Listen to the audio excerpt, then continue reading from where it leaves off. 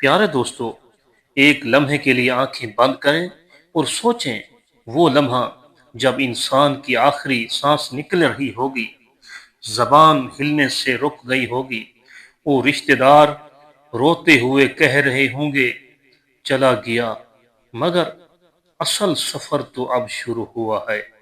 قبر کا سفر آج ہم بات کرنے جا رہے ہیں اس لرزہ خیز موضوع پر جس کا تصور بھی بدن کو کپ کپا دیتا ہے۔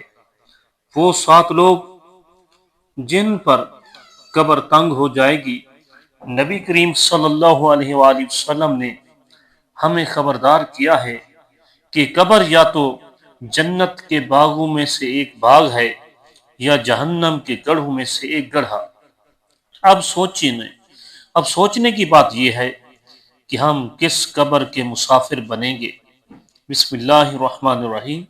السلام علیکم ورحمۃ اللہ وبرکاتہ۔ ناظرین کرام، آپ دیکھ رہے ہیں آپ کا اپنا چینل حنیف وائس، جہاں ہم دین اسلام کے وہ حقائق بیان کرتے ہیں جو دلوں کو جھنجھوڑ دیتے ہیں اور انسان کو غفلت سے جگاتے ہیں۔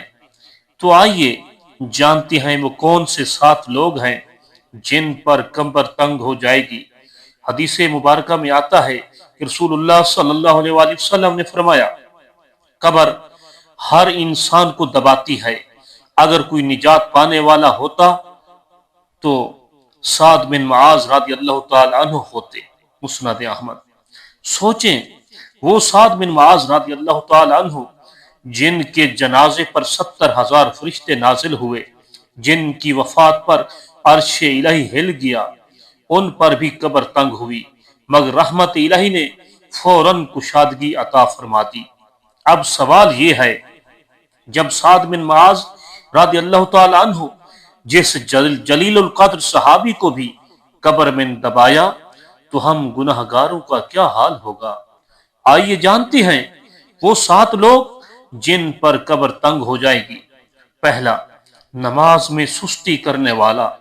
نبی کریم صلی اللہ علیہ وآلہ وسلم نے فرمایا، جو شخص نماز میں سستی کرے گا قیامت کے دن وہ فرعون، حامان، قارون اور ابی بن خلف کے ساتھ اٹھایا جائے گا، اور ایسے لوگوں کے لیے قبر تنگ کر دی جاتی ہے، یہاں تک کہ پسلیاں ایک دوسرے میں گھس جاتی ہیں۔ یاد رکھیں، نماز محض ایک فریضہ نہیں بلکہ ایمان کی علامت ہے۔ جو اسے چھوڑتا ہے وہ گویا اپنی قبر کو خود تنگ کر رہا ہے۔ دوسرا، والدین کی نافرمانی کرنے والا۔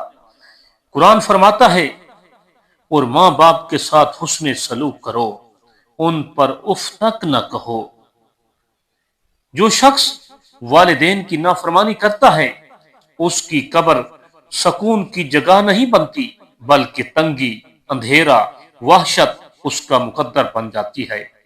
نبی صلی اللہ علیہ وآلہ وسلم نے فرمایا، ماں باپ کی نافرمانی کرنے والا جنت کی خوشبو تک نہیں پائے گا۔ اب بتائیں، جسے جنت کی خوشبو نہیں ملے گی اس کی قبر کیسے پرسکون ہو سکتی ہے؟ تیسرا، جھوٹ بولنے والا۔ حدیث شریف میں آتا ہے کہ رسول اللہ صلی اللہ علیہ وآلہ وسلم نے فرمایا، جو شخص جھوٹ بولتا ہے اس کی قبر میں ایک فرشتہ لوہے کا ہتھوڑا مارے گا جس سے وہ چلا اٹھے گا اور پھر دوبارہ قیامت تک وہی عمل دہراتا رہے گا۔ جھوٹ ایک چھوٹا گناہ نہیں بلکہ انسان کو جہنم کے قریب لے جاتا ہے اور قبر کو تنگ کر دیتا ہے۔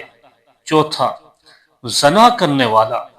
نبی صلی اللہ علیہ وآلہ وسلم نے معراج کی رات ایک منظر دیکھا اور فرمایا، میں نے زانی مردوں اور عورتوں کو دیکھا کہ وہ آگ کے تنور میں جل رہے تھے، اور جب وہ چیختے تو آگ انہیں دوبارہ اندر کھینچ لیتی تھی۔ زنا نہ صرف دنیا میں بے برکتی لاتا ہے بلکہ قبر کو جہنم کا گڑھا بنا دیتا ہے۔ پانچواں، غیبت اور بہتان لگانے والا۔ قرآن فرماتا ہے، اور غیبت کرنے والا ایسا ہے جیسے اپنے مردہ بھائی کا گوشت کھائے۔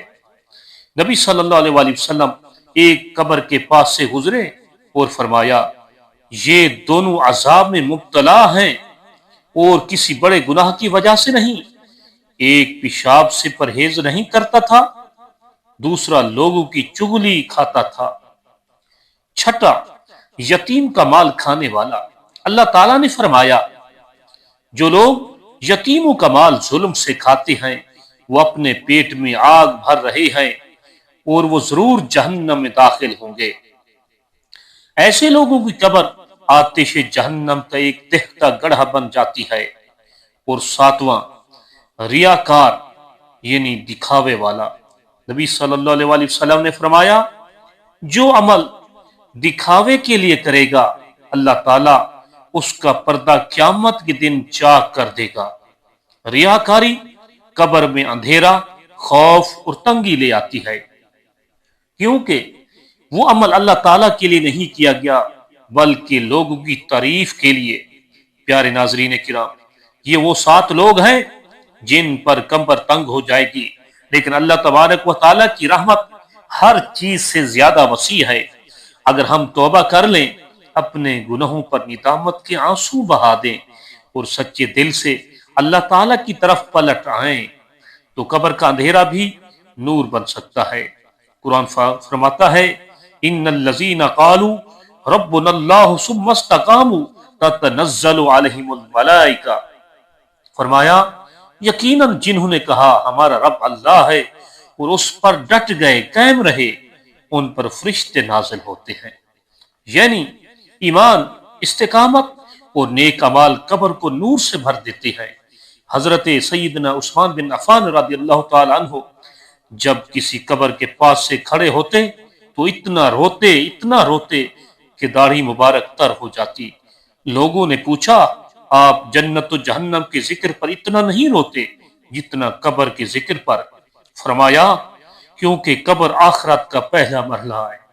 قبر آخرت کا پہلا مرحلہ ہے، پہلی سیڑھی ہے۔ اگر یہ درست ہو گیا تو سب آسان ہے، اور اگر یہی بگڑ گیا تو سب برباد ہو جائے گا۔ ناظرین کرام، آج ہمیں فیصلہ کرنا ہے، ہم کون سی قبر کے مسافر بنیں گے؟ وہ قبر جو روشنیوں سے بھر جائے گی، یا وہ قبر جو تنگ ہو کر پسلیاں بھی توڑ دے گی؟ ابھی وقت ہے، توبہ کر لیجئے، سجدے میں گر جائیے، نماز کو اپنی زندگی کا لازمی حصہ بنا لیجئے، والدین کے قدموں میں جنت تلاش کیجئے اور یاو غیبت سے بچیے۔ شاید یہی اعمال ہماری قبر کو جنت کا باغ بنا دیں۔ آخر میں دعا ہے کہ اللہ تعالی ہمیں ایمان کے ساتھ موت عطا فرمائے، قبر کو ہمارے لیے وسیع اور روشن کر دے، اور قیامت کے دن ہمیں اپنے محبوب صلی اللہ علیہ وسلم کی شفاعت نصیب فرمائے، آمین یا رب العالمین۔ اگر آپ کو یہ ویڈیو پسند آئی ہو تو اسے زیادہ سے زیادہ شیئر کریں تاکہ دوسرے مسلمان بھی غفلت سے جاگ جائیں۔ اور ہاں، مزید ایمان افروز ویڈیوز دیکھنے کے لیے ہمارے چینل حنیف وائس کو سبسکرائب کرنا نہ بھولیں۔ جزاکم اللہ خیرہ، والسلام علیکم ورحمۃ اللہ وبرکاتہ۔